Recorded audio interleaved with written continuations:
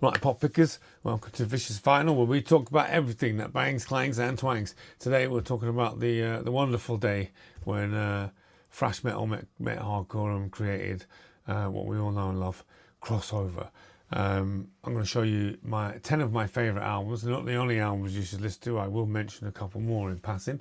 I don't have any expertise on the matter. I just know what I like. So let's start off with what is widely recognised to be the first crossover album. That is, of course, Stormtroopers of Death, Speak English or Die.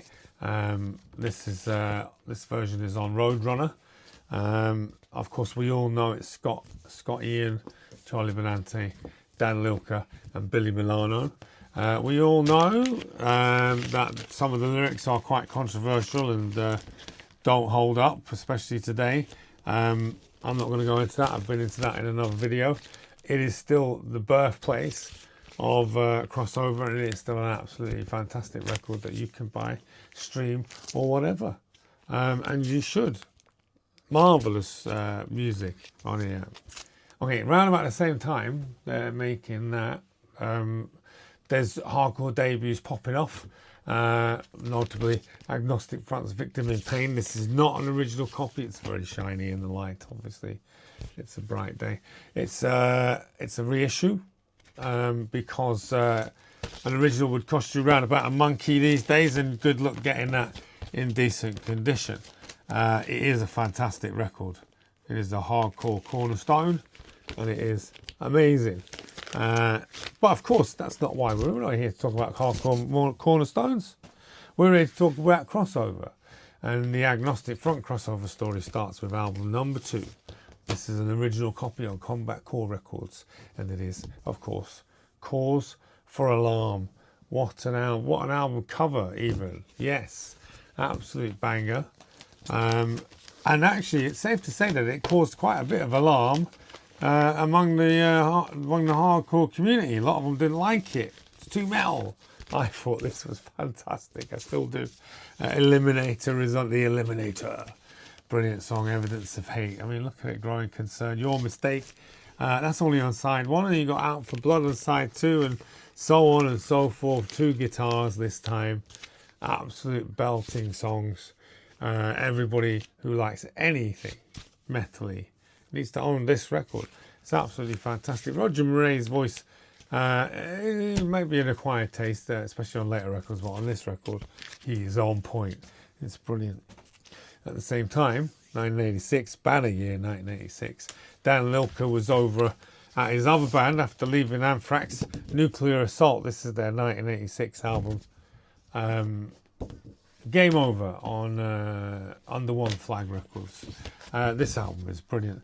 And you might say there's an argument that this is just thrash, I suppose, but for me it's got a crossover album all day long. Live, Suffer, Die. Oh, brilliant. Also Hang the Pope. I mean, they're not messing around with this album. Brain Death, Nuclear War. It's a great record. It's brutal, and I absolutely love it. It's also a bit clattery, and I also like that too, you know. That sort of not quite in the pocket, but it is super fast and super great, and everybody should own it. Nuclear Assault, Game Over. Then came some kids. I believe these guys were like 15 or 16 when they wrote this. This album is set a benchmark for speed, for sure. It is an fantastic album. It came out in 1986. It is Convicted by Cryptic Slaughter. This is an OG copy on Def Records. There it is. That's it right there. Def Records. They weren't messing about. This album is super fast, super clattery, super like music falling down the stairs. Absolutely love it. Sudden Death, Rage to Kill. State Control, what a song. These boys were on it right from the start. There is a video of Cryptic Slaughter on YouTube where they're playing a friend's birthday party, and it's absolutely outstanding. Absolutely outstanding, brilliant record. And they followed it up with possibly, arguably, an even better one, which is Money Talks, their second one. This time on Metal Blade. Is it Metal Blades? Yeah. Brilliant artwork. as you can see. Absolutely fantastic. But not only that, just a great follow-up. They look amazing on the cover. They're so young, and it's brilliant. They made other albums with varying degrees of quality, but certainly the first two, Convicted and Money Talks, which is a brutal takedown of American capitalism, is fantastic. They are fantastic. Buy them, listen to them, and you know, enjoy. Of course, on the West Coast also at that time, you have, of course, Suicidal Tendencies. They first did their debut album on Frontier Records. It is an OG copy, later re-released on Virgin with a nice poster. This is gang hardcore, isn't it? Gangs, man. The shirts on the back, homemade shirts on the back, always kill me. I love them. This album is wonderful. It's not a crossover album, is it? I don't know. I don't think so. I think it's a hardcore album, and I think it's fantastic. I shot The Devil, Institutionalized, obviously. I Saw Your Mummy, Subliminal. Brilliant. This album is brilliant. But then Rocky George comes along, and we get their second album, Join the Army. This record is a seminal crossover album, and it is obviously, it's got Possess the Skate on it. It's got Too Long Wrongs Don't Make a Right, but They Make Me Feel a Whole Lot Better is on this record. This record stuns. This is actually a reissue because it's got an extra track on it that they say they should have put on it originally. This lovely reissue. Sleeve is amazing. The music is even better. This album is brilliant. They would go on to arguably make even better albums. Of course, Lights, Camera, Revolution, brilliant record. The Art of Rebellion, also a brilliant record. More about that sort of thing in a minute, because at this point they are missing something. And around that time, 1987, that came out, there's another band knocking about the Venice Beach area called No Mercy. This is a later compilation of their early stuff, which is really good demos and live stuff. It's a really good package to get a poster. It's really good if you want to hear their hardcore origins. But anyway, they had a singer. The singer's name was Kevin Guethio. He's a singer. He's really quite good. This is a great record. But he left. And Mike Muir from Suicidal Tendencies was like, well, I like this band. I think I'm going to join them. And join them he did. And in fact, join him he did and put out an album on his own Suicidal Records. And this album, I love this record. And I didn't hear about it for the longest time, didn't know anything about it. But it's No Mercy. And it's called Widespread Bloodshed. And it is fantastic. Now, the reason why Mike Muir liked it, I love this cover. I love the way everybody looks. I love the sound of it. I think it's amazing. It's raw. The reason Mike Muir liked it so much is, of course, there's a guy on here called Mike Clark, a guitar player, co-wrote loads of the songs with Mike. And they kind of fizzled out after this. And Mike Muir was like, well, I ain't having that. So he took Mike Clark and just transplanted him into Suicidal Tendencies alongside Rocky George. And a couple of songs of this album, in fact 4, is it 4? My Own Way of Life, Waking the Dead, Master of No Mercy, what a tune, and Controlled by Hatred were then re-recorded for this, the Suicidal Tendencies, sort of weirdly named Feel Like Shit, Deja Vu, or as one side, and then the other side is named Controlled by Hatred. And the 4 songs that were on No Mercy that they all loved were put on there. Master of No Mercy. What's that it? Let's just double check before I give you the wrong information. Controlled by Hatred, Choosing My Own Way of Life, as it's now called, Waking the Dead, and Master Master of the Mercy, fucking mercy. What a tune. They brought that out. So you've got that.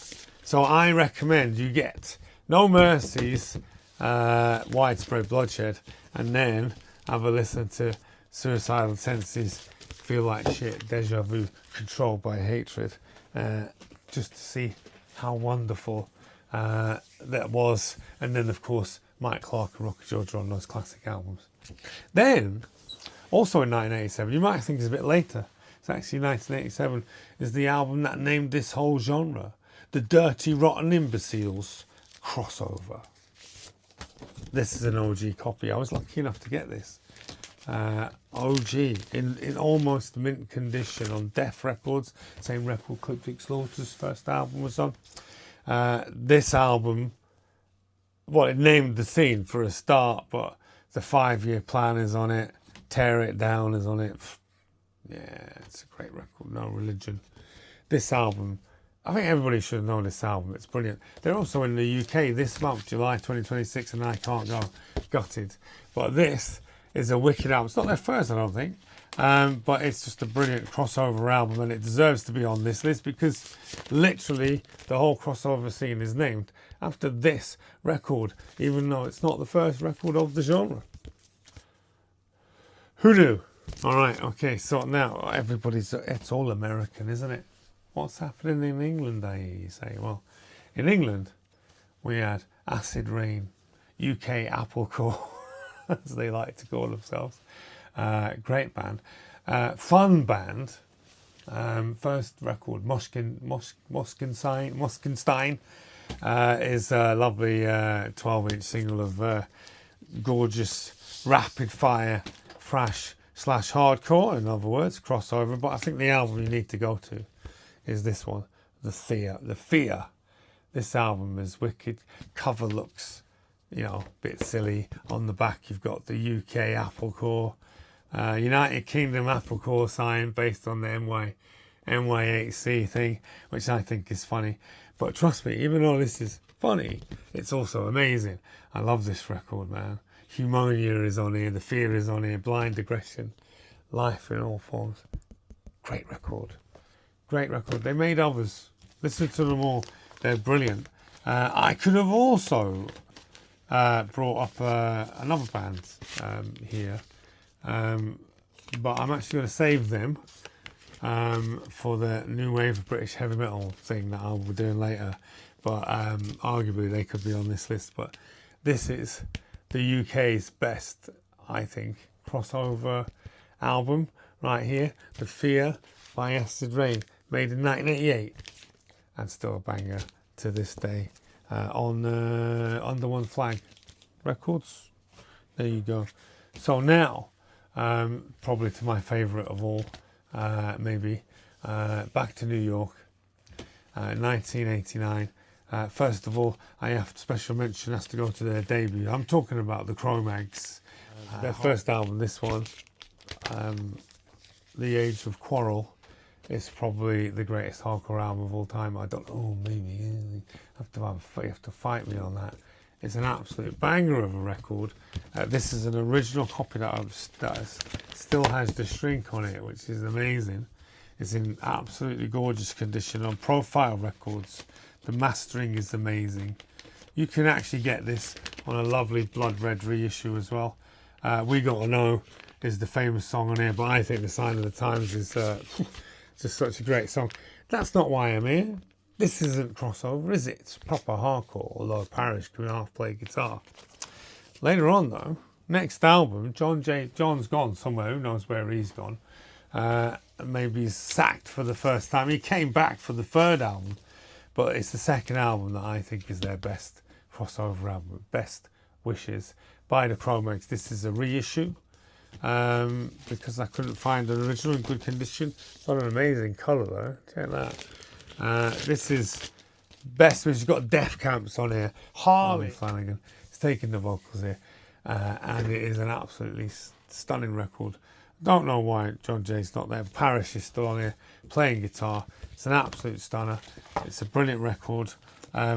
John came back for the third album, Near Death Experience, which is also a great album, but I don't know. I think this is their peak. and I think it's absolutely brilliant, and I think you should listen to it. And the last one on my list for today of crossover albums, going right back to the west coast of the USA, to the skating phenomenon that was XL, and the Jokes on You. They look brilliant. It's like 4 just layabouts skater dudes. It's on Caroline Records, and it's great. It's you could say it's in the vein of ST. I think there's a definite West Coast, East Coast vibe to a lot of these records. This is sunnier, it is skatier, but it's no less good. It's technically brilliant. I absolutely love this record. Yeah, and it's also got a brilliant version of The Police's Message in a Bottle on this, which is really quite good. But tapping into the emotional void, brilliant track, Shadow Winds. You should buy this. I mean, it's brilliant. I don't think they're heard of enough, XL. They're a bit like Exodus in the thrash scene. You know, not quite there, but they should be. This album is a stunner from start to finish. So, what have we learned? Probably nothing. If you're watching this, you probably like all of these albums. If I've turned you on to anybody new, then brilliant. We don't make money on this channel. We just talk music, loud music. And it would be great if you could like and subscribe at this point. And in a minute, the full timeline of the albums I've just talked about will flash up on the screen for a few seconds. But cheers. And next time, what am I doing next? I'm going to do that 90s British punk thing. I'll see you then. Until then, just listen to some crossover. Get angry. See you later.